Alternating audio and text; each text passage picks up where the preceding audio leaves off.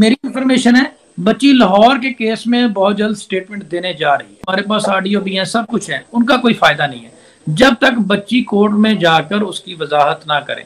बच्ची prime witness है तो वो जाके कोर्ट में बता दे, या उसका वालिद जाके उसको कैंसलेशन एक ऑर्डर ले जो कि रिटर्न फॉर्म में आए और आप किसी को दिखा सकें कि ये जनाब देखें ये इनका जाली है।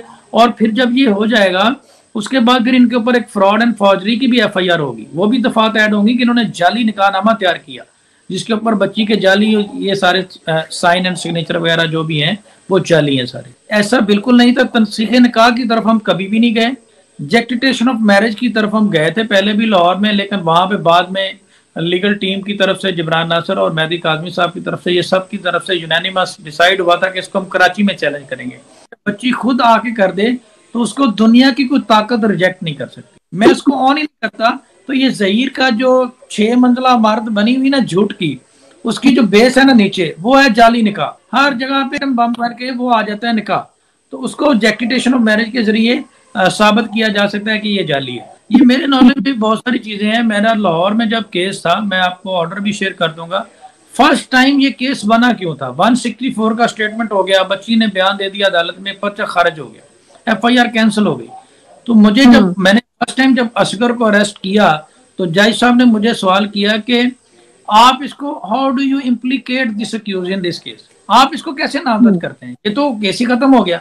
मैंने कहा सर खत्म नहीं हुआ, केस खत्म नहीं हुआ, निकाह ही नहीं है।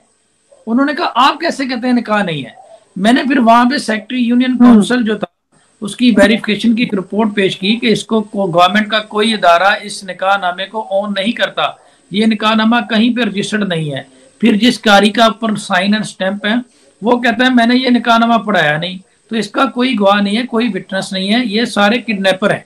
इस बेस के ऊपर अदालत ने मुल्ज़म असगर को फर्स्ट टाइम जो हमें परमिशन दी थी कि इसको कराची लेकर जाएं, ये कुछ तो है जिसकी पर्दादारी है और कुछ ना कुछ इसका बिहाइंड द पिक्चर जरूर है। ये तो लाहौर की अदालत में प्रूव हो चुका है और अब इसको सारा पाकिस्तान कह रहा है, पूरी दुनिया कह रही है। मैं वन वर्ड में वही बात कर रहा हूँ, हमारे पास ऑडियो भी है, सब कुछ है। उनका कोई फायदा नहीं है जब तक बच्ची कोर्ट में जाकर उसकी वजाहत ना करे। बच्ची प्राइम विटनेस है तो वो जाके कोर्ट में बता दे, या उसका वालिद जाके उसको कैंसलेशन एक ऑर्डर ले जो कि रिटर्न फॉर्म में आए और आप किसी को दिखा सकें कि ये जनाब देखें ये इनका जाली है। और फिर जब ये हो जाएगा उसके बाद फिर इनके ऊपर एक फ्रॉड एंड फॉर्जरी की भी एफआईआर होगी, वो भी दफात ऐड होंगी कि इन्होंने जाली निकाहनामा तैयार किया जिसके ऊपर बच्ची के जाली ये सारे साइन एंड सिग्नेचर वगैरह जो भी हैं वो जाली हैं सारे। मैं लाहौर में मैं ये बता रहा था कि जो लाहौर में चल रहा था केस इनका, अब आप इनकी ज़हनी कैफियत देखें, ज़हनी कैफियत देखें कि लाहौर में एक अली हसन जाफरी साहब जो वकील इनके हैं, उन्होंने दावा दायर किया कि जज साहब आप फैसला करें कि हमारा निकाह नामा सही। Suit for declaration of legal right ये तब फाइल किया जाता है जब किसी बात पे डिस्प्यूट हो। अब उन्होंने लाहौर अदालत में दावा क्या फाइल किया कि आप बताएं कि ज़हरा काज़मी का निकाह नामा सही है या नहीं है, ठीक है। और उसको बेस किसको बताया कि जनाब ये हमारे पास बच्ची का एक स्टेटमेंट है जो यहाँ पे वहां पे अदालत में हुआ, और वहां पे भी उन्होंने अटेस्टेड निकाह नामा पेश नहीं किया। अब यहाँ पे तो वो खुद ही, अगर लाहौर के केस को देखा जाए तो उनको खुद ही नहीं पता कि उनका निकाह नामा रजिस्टर्ड है या उनका निकाह है या नहीं। वो तो अदालत से कह रहे हैं कि आप फैसला करें हमारा निकाह नामा है या नहीं है। वो तो लाहौर की अदालत में पहुंचे हुए हैं, तो लाहौर में इनका केस ये चल रहा है। और वहां पे हमारी जहां तक मेरे नॉलेज में बात थी, वहां पे पेरेंट्स ये चाह रहे हैं कि अदालत में वीडियो कैमरा के ऊपर एक बच्ची का स्टेटमेंट करवा दिया जाए। आजकल आर्टिकल 164 ऑफ द कानून शहादत ऑर्डिनेंस ये एक प्रोविजन आ गई है कि आप ऑनलाइन वीडियो कैमरा के ऊपर किसी का बयान ले सकते हैं, किसी विटनेस का। तो बच्ची अगर लाहौर ना भी जाए तो वो वीडियो बयान अगर अदालत में रिकॉर्ड करवा दे लाहौर की अदालत में कि ये निकाह नामा जाली है और मैं इसको ऑन नहीं करती, तो देन भी हमें जेक्टिटेशन की जरूरत नहीं पड़ेगी, फिर भी ये फारिग हो जाएंगे। तो ये दो काम जो है ये बहुत जरूरी है, दोनों में से अगर कोई भी हो जाए। मेरी इंफॉर्मेशन है बच्ची लाहौर के केस में बहुत जल्द स्टेटमेंट देने जा रही है। नहीं, ये तो ये क्लेम करते हैं कि यहाँ पे आए बच्ची जो है वो इतने बड़े गैंग से निकल कर आई है और उसको वहां पे थ्रेट्स हैं, सारा कुछ है। तो अदालत क्या ये मुनासिब समझेगी कि गवर्नमेंट के रिसोर्सेज और ये सारी मशीनरी जो है वो यूज करे, जबकि कानून में एक प्रोविजन मौजूद है कि आप वीडियो लिंक पे इसका स्टेटमेंट ले लें। तो कानून पे एक चीज जायज है तो देन अदालत उस पर वीडियो लिंक पे उसका स्टेटमेंट रिकॉर्ड करेगी, उसको तलब नहीं करेगी। कि देखें इनकी जो 10 मंजिला इमारत बनी हुई ना झूठ की, 7 8 9 महीने से हम यही कहानी सुन रहे हैं जी, निकाह निकाह निकाह, और जबरदस्ती बच्ची को इस रिश्ते में बाउंड करने की कोशिश की जा रही है। तो मैं इसलिए कह रहा था कि ये एक तरीकाकार है कि बच्ची अगर सिंध हाई कोर्ट में स्टेटमेंट दे देती है, चाहे लाहौर की सिविल कोर्ट में दे देती है, और चाहे और वो जैक्टिटेशन ऑफ मैरिज का दावा कहीं भी इसका स्टेटमेंट या 164 का उसका स्टेटमेंट जो है वो भी हम करवा सकते हैं। तो अगर इनमें से किसी जगह पे भी उसका वर्जन सामने आ जाता है तो देन ये तो जो पूरा इनका मुद्दा है, जो एक लूडो गेम बनी हुई है कि जब तक जीतना नहीं है खेलते रहना है, ठीक है, जब तक हारते रहना है खेलते रहना है, बार बार खेलते रहना है, तो ये खत्म हो जाएगी। ये लूडो गेम जो चल रही है ना, ये खत्म हो जाएगी। ये इलियास मेमन साहब की अदालत में देखें, अगर ये सिंध हाई कोर्ट में जाते हैं तो किस बेस पे जाएंगे? देखें, वो एप्लीकेशन देने को आप दे दें, लेकिन जितने भी इन कम अकल लोगों को ये अंदाजा नहीं है कि इनके साथ क्या हो रहा है। देखें, अब इतने ऑर्डर अपने अगेंस्ट पास करवाते रहेंगे हर फोरम से, तो ये ट्रायल कहाँ किस चीज का फेस करेंगे? अब इनकी तकरीबन 15 से 20 एप्लीकेशन से ज्यादा तो खारिज हो चुकी हैं। इन्होंने एप्लीकेशन दी जनाब क्वैशमेंट ऑफ FIR की, नहीं हुई। चलान में जो दफात है चलान मुस्तरद किया जाए वो भी खारिज हो गई। मुलाकात की एप्लीकेशन वो भी खारिज होगी। अब ये तो मैं गिनना शुरू करूं तो ये पता नहीं कितनी एप्लीकेशन बन जाएंगी।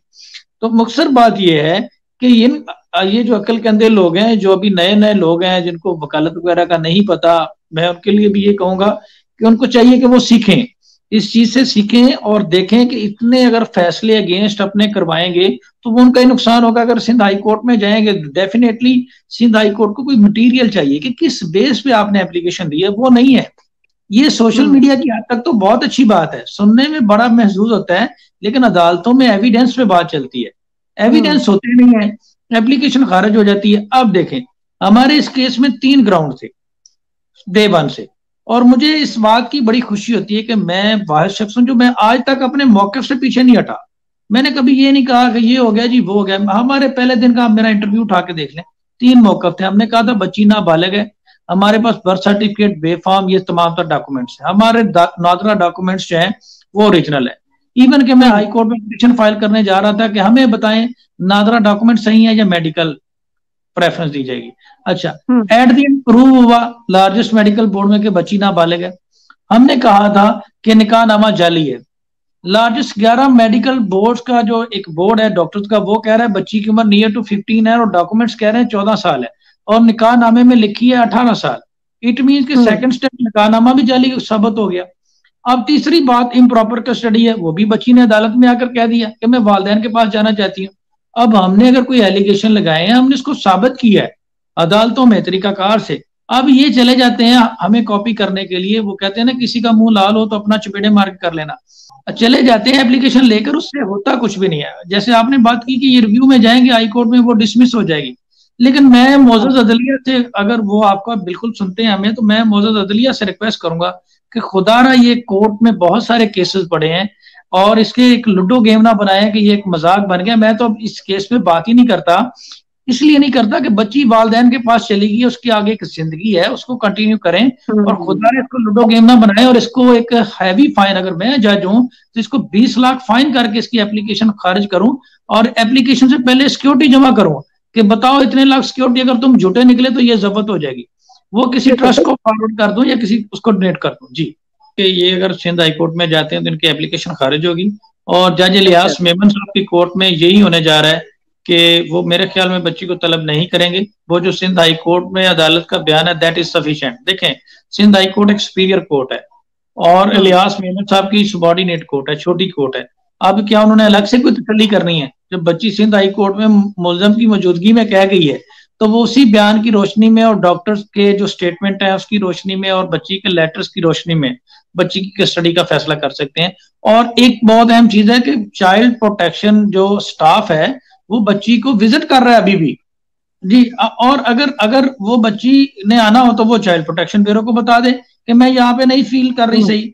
मैं वही तो कह रहा हूँ जी कि सूबे की सबसे बड़ी अदालत है और मेरी बातें फिर कुछ लोगों को बुरी लग जाती हैं। सूबे की सबसे बड़ी अदालत है हाई कोर्ट, ठीक है, और वहां पे जस्टिस साहब बैठे हुए हैं जो कि जस्टिस इकबाल कलोर, 2 जजेस का बेंच बैठा। वो क्या, वो जज साहब आंखें बंद करके उन्होंने फैसला कर दिया। उन्होंने बच्ची से सबसे पहले पूछा बेटे आपका नाम क्या है? उसने कहा जी मेरा नाम ये है। फिर उन्होंने पूछा मैं आज वजाहत कर देता हूँ, फिर उन्होंने पूछा आप स्कूल जाती हैं?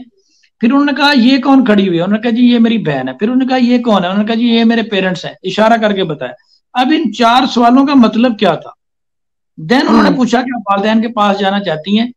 ये पहले क्यों नहीं, उन्होंने आते क्यों नहीं कहा कि आप वालिदैन के पास जाना चाहते हैं? पहले 4 सवाल उन्होंने इसलिए किए कि जज साहब देख रहे थे कि बच्ची का ज़हनी तवाज़ुन ठीक है, बच्ची रेशनल, जो मैं सवाल कर रहा हूँ उसको समझ रही है, अपना नाम पता सही बता रही है, अपने पेरेंट्स को पहचान रही है। इट मीन कि वो अपनी बिल्कुल होशो हवास में है, और यहाँ पे जो स्टेटमेंट दे रही है वो अपनी समझ बूझ के मुताबिक बिल्कुल सही दे रही है। और ये सारी चीजें देखने के बाद फिर एंड पे उन्होंने एक सवाल किया कि वालिदैन के साथ जाना है? उसने कहा जी मैंने जाना है। तो जज साहब ने कहा कि ठीक है भाई ले जाएं। इतनी देर में कहानी खत्म होगी। बात यह है कि अदालत ने, सूबे की बड़ी अदालत ने, ये जो जस्टिस साहबान होते हैं 20-20, 30-30 साल का तजर्बा होता है। हम तो अभी लर्निंग पॉइंट पे हैं, यंग से स्टूडेंट और लॉ के, और इनकी पूरी जिंदगी गुजरी होती है। तो क्या वो जज साहब ने आंखें बंद करके फैसला कर दिया हाई प्रोफाइल केस की जिसका ये कहा? लेकिन देखें फैसला, देखें कितना जबरदस्त आया। उन्होंने 7 चाइल्ड प्रोटेक्शन स्टाफ की ड्यूटी लगाई कि आप हर हफ्ते इसको विजिट करें और बच्ची के जो सेफ गार्ड्स और राइट्स हैं उसको प्रोटेक्ट करें।